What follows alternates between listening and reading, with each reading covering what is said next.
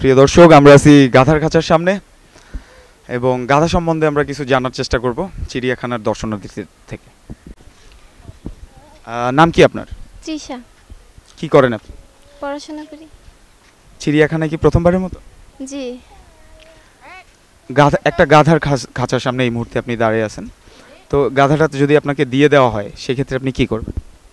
I don't know, আমি আসলে প্রথমবারের মতন আসছি, তো আমি এখানে এর আগে আসি নাই, তো আমি আপনার মানে গাধাকে গাধা কেন বলে?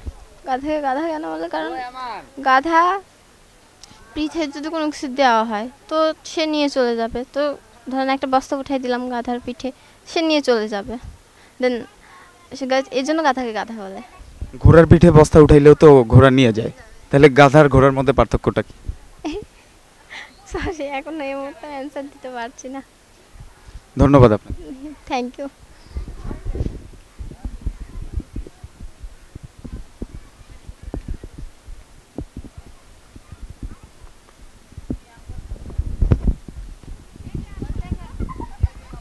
আসসালামু আলাইকুম। ভালো আছেন আপনারা? ইনশাআল্লাহ। আপু ভালো আছেন? ভালো। চিড়িয়াখানায় কি প্রথমবারের মতো? দ্বিতীয়বার। কোন জায়গা থেকে আসছেন? গাজীপুর টঙ্গী। চিড়িয়াখানা কেমন লাগলো? ভালোই। কি কি দেখছেন আজকে? অনেক পশু পাখি দেখলাম, শিয়াল, কয়েক আইটেমের, গন্ডার, বাঘ, সিংহ, পাখি। কোনটা সবচেয়ে বেশি ভালো লাগছে? কুমির অনেক বড়। কুমির অনেক ভালো লাগছে। কুমিরের নাম কুমির কেন হয়েছে আপনার মতামত? কেন হয়েছে?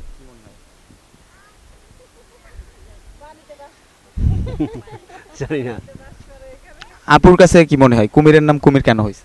আমি জানি না।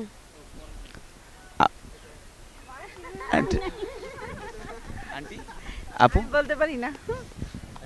ভাইয়া এটার উত্তর আসলে জানা নাই, এটা বলার মতো কোনো স্কোপ নাই আর কি। ঠিক আছে, ধন্যবাদ আপনাদের সবাইকে।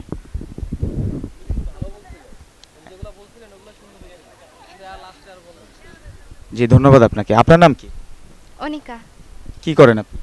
আমি একজন স্টুডেন্ট। জাদুঘর দেখে কি শিখলেন? অনেক কিছুই শেখার আছে, আমাদের পরিবেশ সংরক্ষণ করতে হবে, না হলে তো এই প্রাণীগুলো আরও বিলুপ্ত হয়ে যাবে। চিড়িয়াখানায় সবচেয়ে কোনটা বেশি ভালো লাগছে? চিড়িয়াখানায় সবচেয়ে বেশি ভালো লাগছে বাঘ। একটা বাঘ যদি আপনাকে এই মুহূর্তে দিয়ে দেওয়া হয় সেটা আপনি কি করবেন? সেটা প্রথমে তো আমি ভয় পাবো, তারপর জানি না, কি করবেন জানেন না? না হয়তো ছোট হলে পালার চেষ্টা করব। ধরেন একটা ছোট বাঘই আপনাকে দেওয়া হলো, সেই ক্ষেত্রে আপনি কি করবেন? ওইটা আমি চেষ্টা করব যাতে ওটা হিংস্র না হয়, এমনভাবে এরকম পরিস্থিতিতে রেখে ওটাকে পোষার। ধন্যবাদ আনিকা আপনাকে।